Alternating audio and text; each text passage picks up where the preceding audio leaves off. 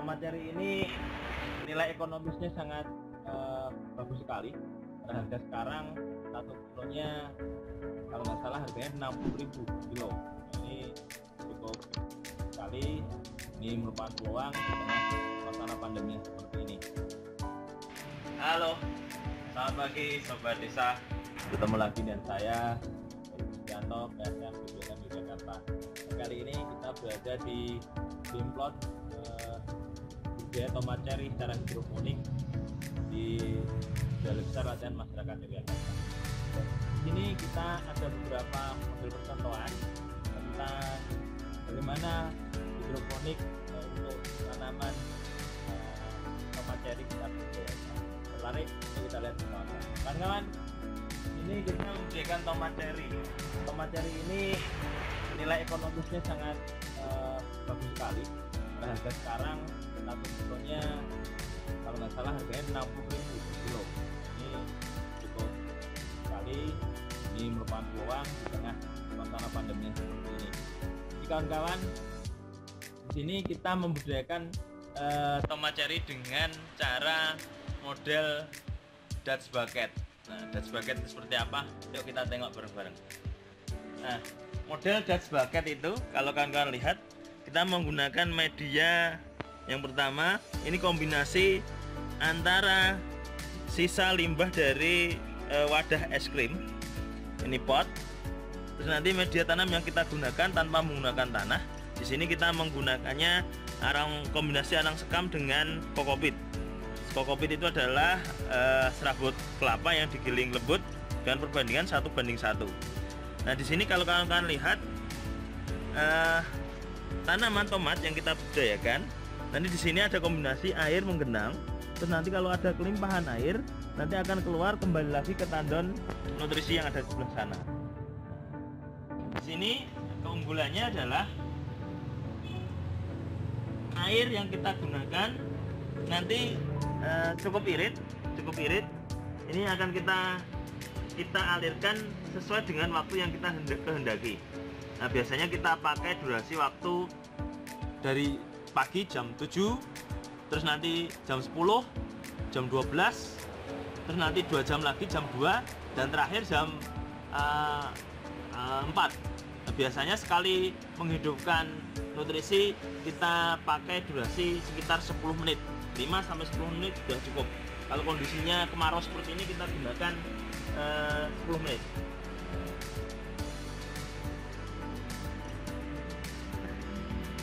Tomat cherry yang kita budidayakan ini kan kawan, umurnya sudah sekitar 7 bulan.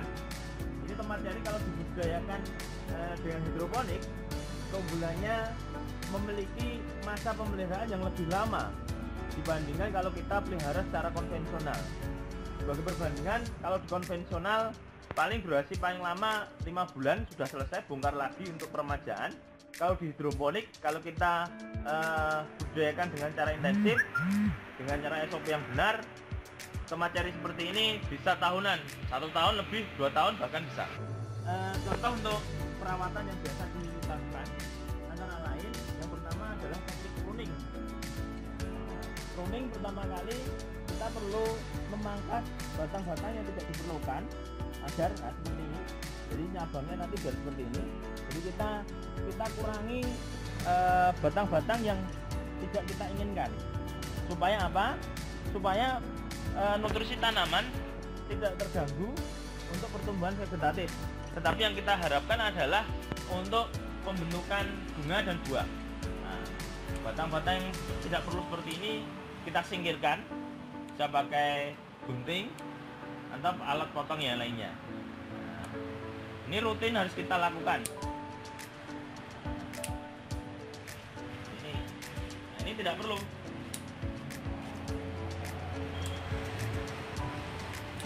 Perawatannya pertama. Perawatan yang kedua adalah dengan cara cek kadar nutrisi. Nah, jadi kalau di konvensional alat cangkul biasa, petani masih nyangkul, tetapi dengan hidroponik kita alat cangkulnya ganti seperti ini. Ini namanya TDS. Ini biasa digunakan untuk mengukur kebutuhan nutrisi atau kadar nutrisi di dalam larutan. kita lihat dulu. Nah, kadar nutrisi yang kita kehendaki adalah 1800 ppm untuk tomat. Ada beberapa kawan-kawan juga lebih dari itu, tapi kalau di sini kita memakai 1800. Nah, kebetulan ini kita tadi ada penambahan air. Kita tambahkan air karena debit airnya kurang. Terus yang kedua kita lakukan penambahan nutrisi. Penambahan nutrisi antara larutan A dan larutan B adalah seimbang. Jadi kalau misalnya larutan A di sini akan kita contohkan, nanti kita akan mengisi sekitar 500.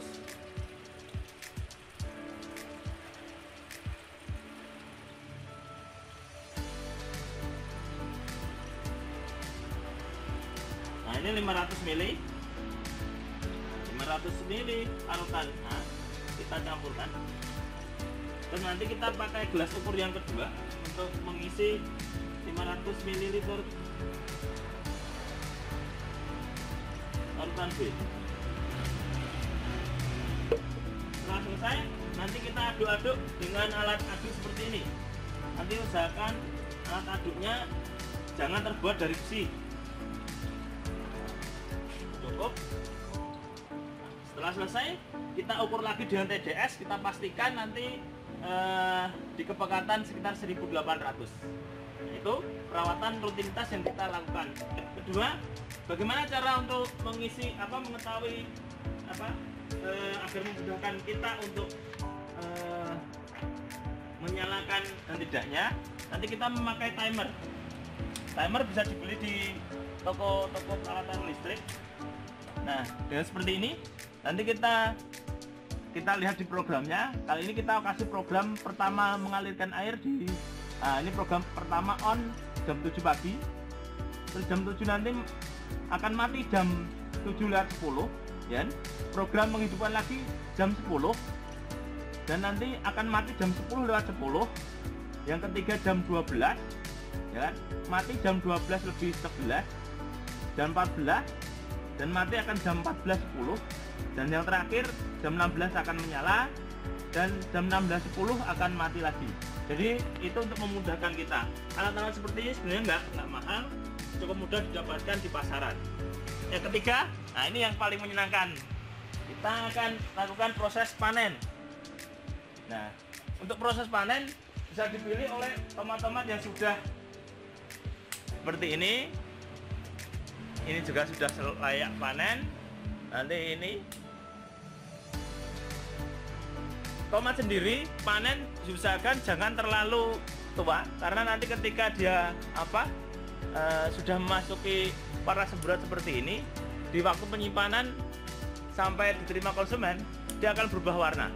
Jadi kita usahakan jangan terlalu masak, karena nanti kalau terlalu masak dia tidak awet di penyimpanannya gitu.